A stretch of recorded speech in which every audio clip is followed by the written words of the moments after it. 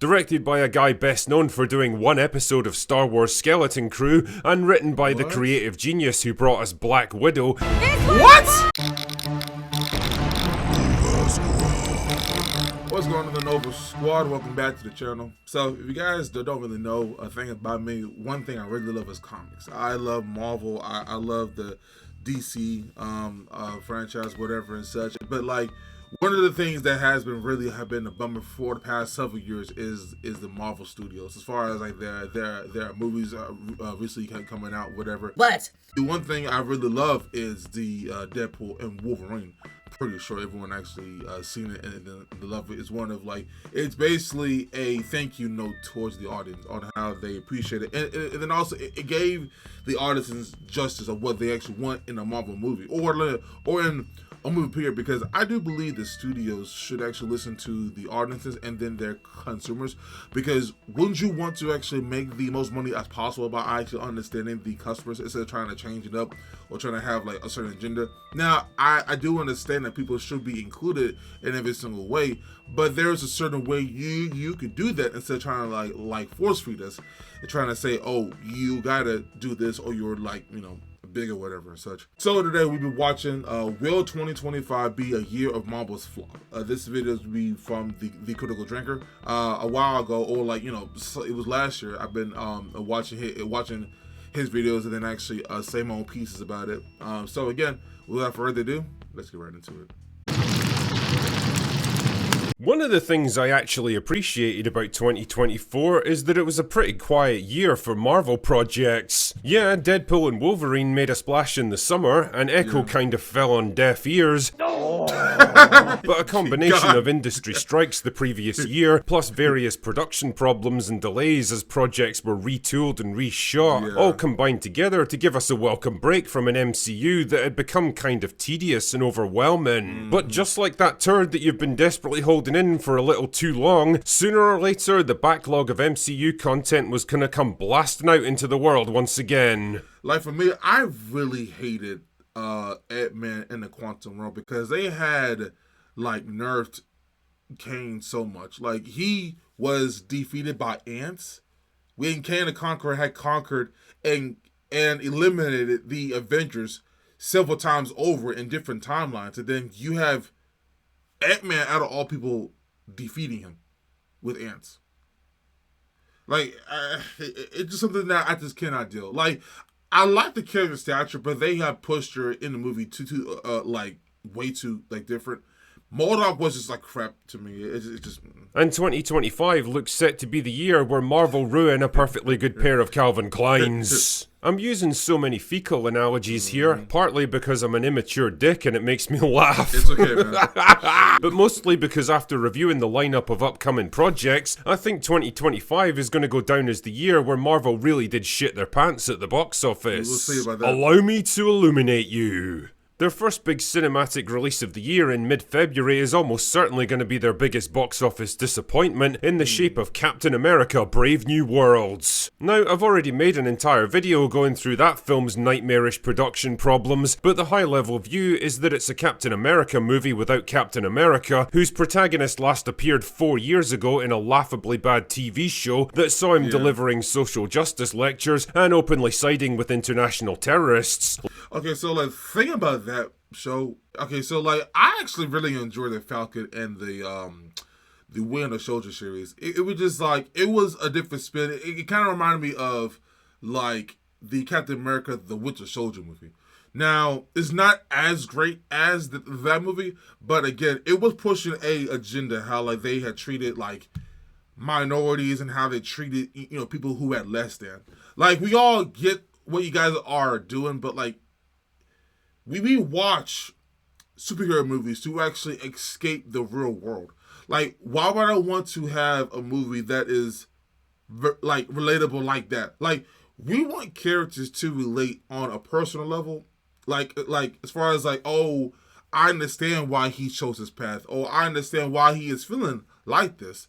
Like, don't bring in politics into these spaces where we want to seek action and, you know, grief, and then also how do you overcome something like that instead of just bringing like this whole agenda.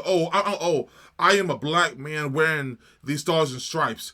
What don't I understand? Like it's like we get it, but at the same time, it's not the right place of doing it. Now again, you could do it in a different movie, but not in this genre because we all get it, but like, come on, like, golly. Whose protagonist last appeared 4 years ago in a laughably bad TV show that saw him delivering social justice lectures and openly siding with international terrorists, led by possibly the least charismatic actress on the planet. The terrorists only set us back a bit. You have to stop calling them terrorists. Right, exactly. They blew up. People in there. This is the only language these people understand. None of it confused. A production Exactly. constantly... That is called terrorism. Like, oh, you guys call them... Like, what do you call them then? That was like one of the stupidest lines I have seen in the show. There were still people in there. This is the only language these people understand. None of it confused. A production constantly on the back foot, trying to keep up with a rapidly changing cultural landscape that's been delayed, reshot, rewritten, pulled apart and reassembled so many times that it makes the Justice League look like a paragon of creative efficiency, the end result of which is a production budget that's ballooned to at least $375 million that they'll admit to, meaning it's going to have to make well over $1 billion just to break even. They have to do that. Fuck. And no offense, but considering the total lack of interest online, not to mention releasing it into the February dumping ground, this thing ain't getting close to $1 billion. The next big, event of the year is Thunderbolts, which comes out in early May. Okay. Before we go talk about the Thunderbolts, the reason why I'm not really excited for the Captain America, the Brave New World, because they have said that Red Hulk is going to be in there at least like 3 to 4 minutes. 3 to 4 minutes in total. It is stupid how you guys marketed him as the big bad, but only put him in a short period of time. Like, I hope that is not the case. But I'm still not even looking forward to it. The Thunderbolts... I could care even less with that, honestly. Dumping ground. This thing ain't getting close to $1 billion. The next big, event of the year is Thunderbolts, which comes out in early May, the traditional slot for Marvel to kick off the summer movie season. It's billed as Marvel's answer to the Suicide Squad, minus the swearing, violence, adult humour, fun storylines and charismatic characters, of course. Can't be taking creative risks now, can we, Kevin? Directed by a guy best known for doing one episode of Star Wars Skeleton Crew, and written by the creative genius who brought us Black Widow. What?!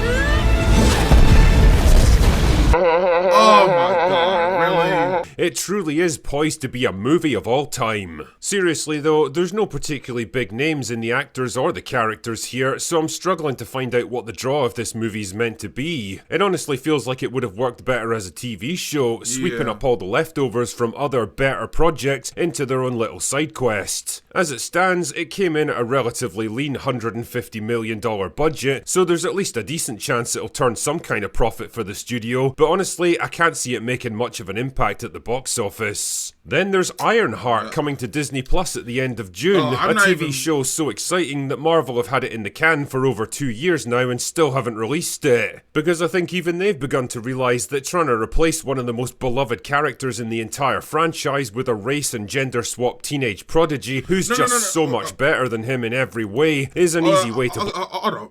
First of all, Ironheart is in the comics, and then she is a black female. Okay, I do understand that, but like she was the protege of Tony Stark, which is true. All that is just true.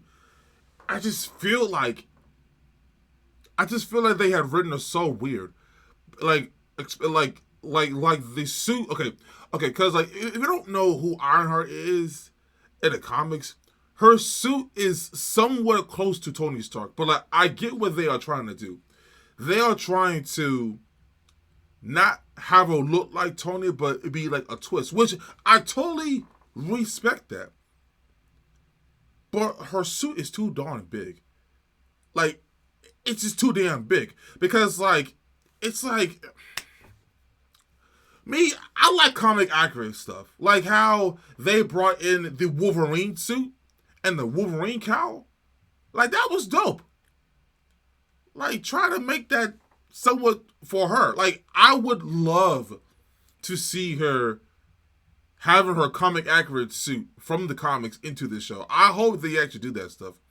Because Ironheart has been in the back burner way before Black Panther 2. Because I do believe that she was supposed to have her own show before the Black Panther movie. I want to say that, but I mean, again, I just hope this movie or show can do better, man, for real. I really hope so. Why my freaking keyboard is dead. That's why it's not working. Golly. I should just charge up all my things before I start recording. Golly. All right.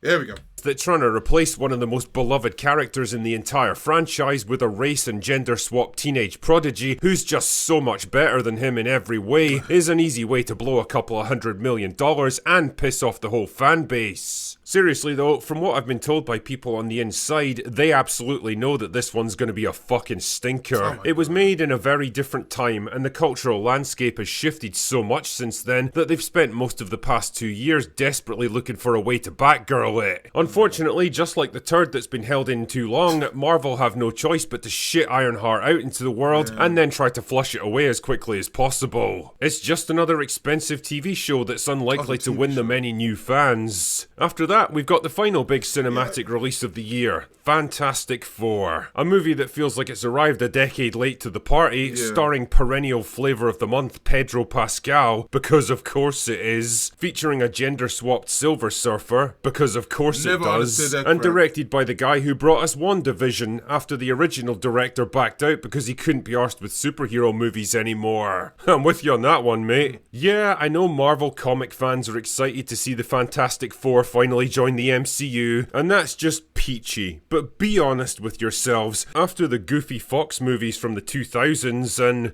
whatever the fuck Josh Trank thought he was making, do you really think general audiences are going to get pumped up about a third iteration of the Fantastic Four? Do you really think the Marvel brand, not to mention the entire superhero genre, is strong enough to support a cookie-cutter superhero flick like this? I could be wrong on this one, but I just can't see a Fantastic Four movie in 2025 being the massive deal that they seem to think it is. By all accounts, Marvel are quietly shitting themselves at the prospect of this film going head-to-head with James Gunn's Superman, and quite frankly, they should be. I know which movie I'd rather watch, and I suspect I'm not alone in that. There's also a bunch of animated shows coming out on Disney Plus that nobody is ever going to give a shit about, and Wonder Man at the end of the year that's apparently meant to be some kind of self-aware meta-comedy.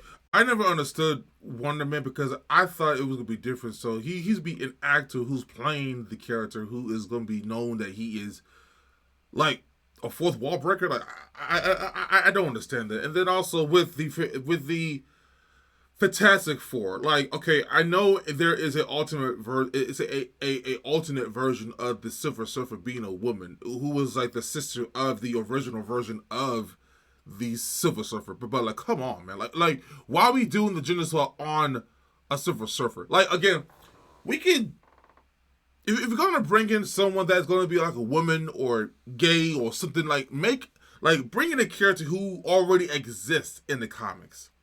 Instead of just like changing, like saying Batman's gay, or like trying to say, oh, Superman is low key a transgender. I mean, like, come on, like, why are you changing OG superheroes and then like trying to make it or like change it into your own liking? I understand you guys want equality and then also inclusion. I totally get that. I understand, but like, come on, like, don't change a beloved character, man. Everyone loves the Silver Surfer, man. Also a bunch of animated shows coming out on Disney Plus that nobody is ever going to give a shit about, and Wonder Man at the end of the year that's apparently meant to be some kind of self-aware meta-comedy about superheroes, made by the same studio that gave us She-Hulk. Oh my god. But hey, at least it's not all bad. The trailer for Daredevil Born Again actually looks promising, Yeah, and that as looks long as good. they don't fuck it up, they might actually have the start of a decent new series on their hands. That's great and everything, but it's not like Daredevil's gonna save the MCU single-handed. One successful show on Disney Plus is not gonna reverse the general trend for this year, and based on everything I've seen so far, that trend is not looking good. I've heard it said that the higher-ups at Marvel are very much aware that the franchise has gone off the rails in recent years, with an oversaturated market, declining quality, superhero fatigue and preachy activist writing all knocking holes in the mighty MCU. But before they can really fix the problem, there's a whole bunch of other projects in the pipeline that were too far along to cancel or rework, kind of like all those shitty DC movies before James Gunn took over, and so there's not much option but to just release them, take the hit in the short term, and then hopefully move on to better prospects later. It's a nice idea in theory, but it does mean a shitty year for Marvel fans who haven't exactly been drowning in quality recently, and a very expensive series of failures for the company that has to make them, and it does make me wonder if there's even going to be enough fans left over to care when the good stuff finally comes around again. Probably not. Marvel might just find that their course correction is too little too late. Anyway, that's all I've got for today. I don't know what that was all about. But yeah, like, I am on the same level as Critical Drinker as far as all of the movies that I am really afraid of. I'm pretty sure that the Brave New World is going to be flopped. The Thunderbolt's going to flop really hard. I don't know about what else. I'm not really sure about the Fantastic Four. It's just like all of the agenda, as far as like you are trying to push out these ideas. Like, I do understand that the directors want to have like their own spin to it, but don't make it too much where the audience is going to unrecognize it. Like, it's almost like how when they try to switch up the face of Bud Light. First, they try to do that one dude, and then people like really like hating it. But then as soon as they got brought in Shane Gillis into the photo, well, in the picture rather, people actually really enjoyed it. And then now, Bud Light is making fun of the woke. So as long as you understand the marketing, and then as long as you understand your audience and then the consumers, you can make a lot of money. Like put it in your own way, but don't change it on a fundamental level that people are just gonna hate it. But yeah, I mean, that's all I got out of it for real, honestly. But if you guys really enjoyed this reaction today, make sure you hit that like button, subscribe, and share. Let me know in the comment section down below what you react to next. Thank you so much for watching, and as always, my name is Russell, and I'll see you guys next episode. Peace!